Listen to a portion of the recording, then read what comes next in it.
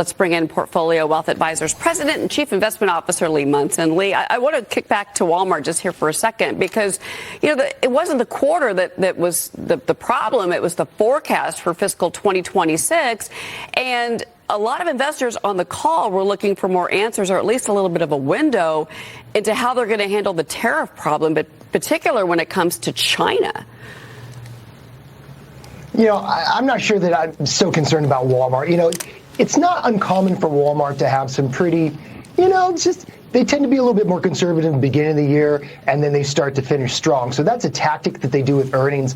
I think that what's any CEO supposed to say? They sell a lot from China. We don't know what the tariffs are going to be. So I think the uncertainty is what's killing investors. But I think Walmart, it's a strong company. They saw most growth from households making $100,000 or more. They said 30% of online buyers were willing to pay an extra fee to get deliveries quicker. I think this says more about why Target can't get a lift and why Target can't execute. I'm really not concerned about these comments. I think investors are overreacting a little bit because everybody on Wall Street right now has uncertainty about tariffs and has uncertainty about deportations and immigration. I don't think it's really right now any cause to think consumers are going to stop spending real quick right now. Okay, well, we have seen a jump, though. I will just point out real quick here when it comes to consumer debt, credit, the amount of money that's sitting on Americans' credit cards. We've also seen kind of those sentiment numbers. Those have actually been falling a little bit. So we shall see. Let's take a look at yields this morning. Atlanta Fed President Raphael Bostic expecting the central bank's going to cut rates twice this year. But he warns officials about they must remain vigilant amid heightened policy uncertainty that affect the labor market and inflation. What do you make about his comments? I don't think that I read a lot into that right now. I don't know why we think we're going to get two cuts. We can't even get inflation down below 3%. I think we do have this uncertainty about the tariffs. We do have uncertainty about immigration.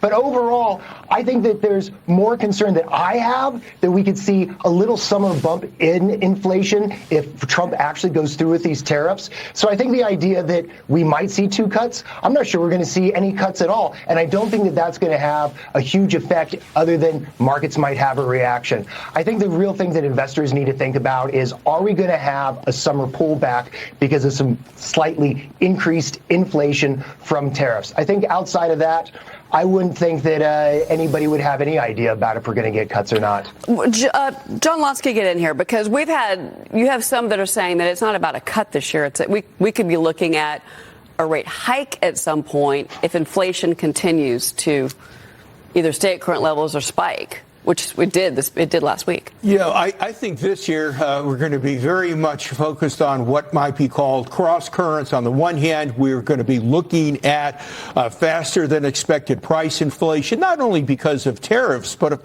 the simple fact that we keep growing this economy close to full employment. You're going to have wage growth that is too fast to have slower inflation.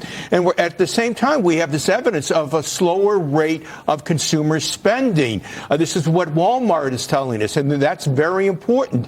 That Walmart gave us a range of sales growth of 3% to 4%. If that is true, then that tells me that the current consensus views on what nominal GDP will grow by are a little bit too high. You could be stuck in a stagflationary type of situation, faster than expected inflation, slower than expected economic growth, and I think ultimately this will push the Fed to cut rates. The Fed will heed its full employment mandate at the expense of perhaps setting aside its need to contain price inflation. Okay. Real quick, final word, Lee? We still have 10 to 15% earnings growth until I see some material revisions down. I think we see the market higher in December than we are today. I think you see a summer inflation scare. I think that's the time to buy, and you ride this out 6,500. I still think we have 8 to 10% upside on price in this market across the board. I like the confidence of the long-term bet there, Lee. Lee Munson, it's always good to speak with you. Thank you for being here. Thank you. All right, we've got a lot